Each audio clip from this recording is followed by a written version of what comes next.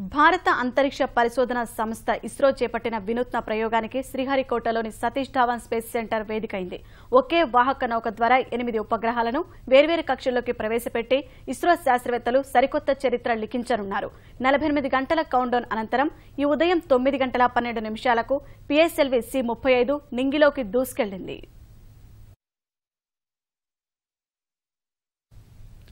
అంతరిక్ష ప్రయోగాల చరిత్రలో ఇస్రో కీర్తి కిరీటంలో మరో కలికితురాయి చేరనుంది.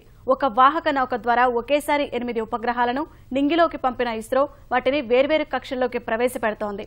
48 గంటల కౌంట్డౌన్ అనంతరం ఉదయం 9:12 నింగిలోకి దూసుకెళ్లిన పిఎస్ఎల్వి C-35 భారత్కు చెందిన వాతావరణ ఉపగ్రహం స్కాట్శాట్-1 ముంబై ఐఐటి విద్యార్థులు రూపొందించిన ప్రథమ్, బెంగళూరులోని పీఈసీ విశ్వవిద్యాలయ విద్యార్థులు తయారు చేసిన పీశాట్ ఉపగ్రహాలతో పాటు అల్జీరియాకు చెందిన 3 ఉపగ్రహాలు, కెనడా, అమెరికాకు చెందిన 1 ఉపగ్రహాన్ని నిర్దేశిత కక్షలోకి ప్రవేశపెడుతోంది.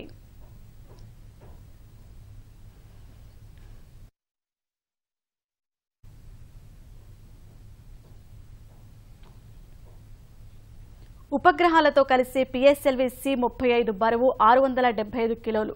ఇందులో స్కాట్శాట్-1 బరువే 371 కిలోలు. ప్రయోగం జరిగిన 17 నిమిషాలకు ముందుగా స్కాట్శాట్-1 ఉపగ్రహాన్ని భూమికి 730 కిలోమీటర్ల ఎత్తులో సూర్యానువర్తన ధృవ కక్షలో పిఎస్ఎల్వి ప్రవేశపెట్టింది.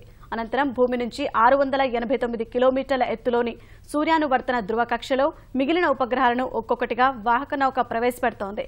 మొత్తం ప్రయోగం పూర్తయ్యేందుకు 2 గంటల 15 నిమిషాల సమయం పడుతుంది.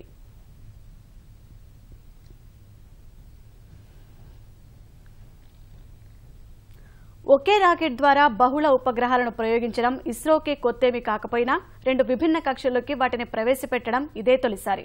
స్కాట్శాట్-1 ఉపగ్రహం భవిష్యత్తులో వాతావరణ పరిస్థితులను మరింత అధ్యయనం చేయడానికి దోహదపడనుంది. సముద్రాలపై వచ్చే పెను తుపాన్లు, సునామీల వంటి ఉపద్రవాలను ముందుగానే గుర్తించి సమాచారం తెలుసుకునేందుకు వీలుంటుంది. స్కాట్శాట్-1 ఉపగ్రహాన్ని 120 కోట్ల రూపాయల ఖర్చుతో రూపొందించారు.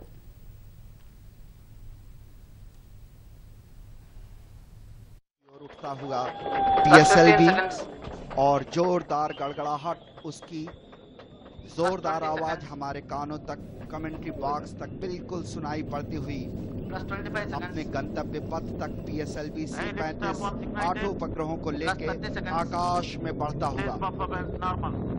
All the 6 strap-ons plus the core are ignited now.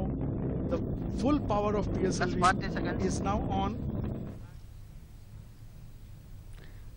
పిఎల్ఎస్వి C-35 ప్రయోగం విశిష్టతను వివరించేందుకు ప్లానెటరీ సొసైటీ ఆఫ్ ఇండియా వ్యవస్థాపక కార్యదర్శి రఘునందన్ మా స్టూడియోలో ఉన్నారు. ఆయన అడిగి మరిన్ని వివరాలు తెలుసుకుందాం. రఘునందన్ గారు, నమస్కారం అండి.